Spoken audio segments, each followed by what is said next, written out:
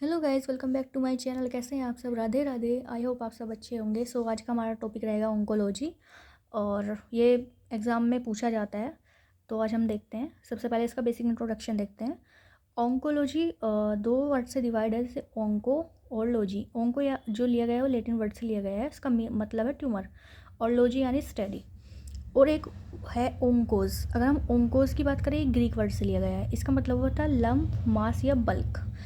तो इसका थोड़ा डेफिनेशन देखते हैं। It is study of branch of medical science which deal with the study of tumour, new growth, new plasm.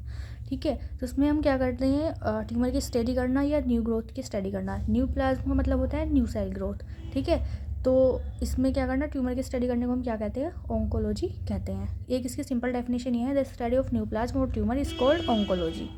So who is called father of oncology. Father of oncology की बात करें तो ये थे BJ कैंडी, इसके father हैं।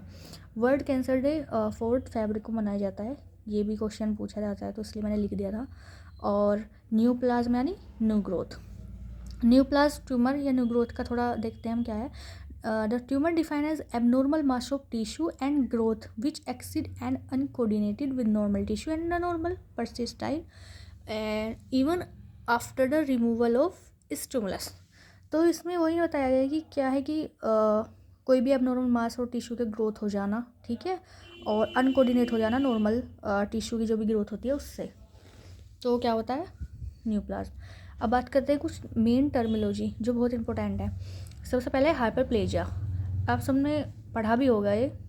It is a increase number of normal cell in the normal tissue of organ. इसमें क्या होता है कि जो सेल्स होती हैं उनका नंबर में बढ़ जाना, उसको हम बोलते हैं हाइपरप्लेजिया। सेकेंड टर्म होता है hypertrophy. It is an increase in size of an organ due to increase in size of cell.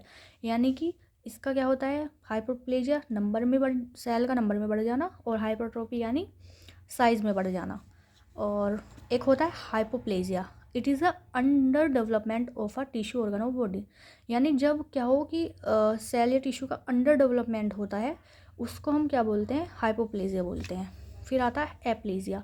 Aplasia का एक सिंपल मीन होता है एब्सेंस ऑफ सेल, या आप बोल सकते हैं कि it is a failure of an organ और टिश्यू टू डेवलप नॉर्मली। यानी कि टिश्यू या ऑर्गन का नॉर्मली डेवलप ना हो जाना, उसे बोलेंगे एप्लेजिया।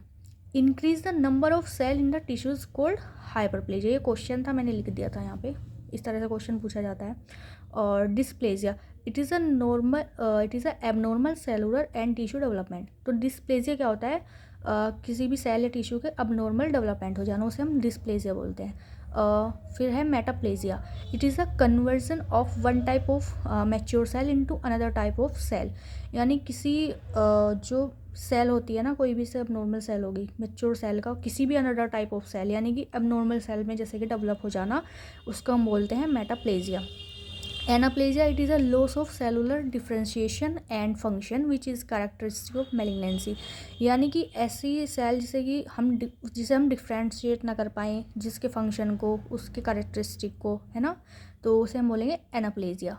और transmission of one type cell into another cell type called, इसे बोलेंगे हम मेटाफेजिया। अभी जैसे यहाँ हमने पढ़ा ना कि ट्रांसमिशन वन टाइप सेल का किसी अनदर सेल में ट्रांसफ़र हो जाना, उसको हम बोलेंगे मेटाप्लेजिया। ये क्वेश्चन था।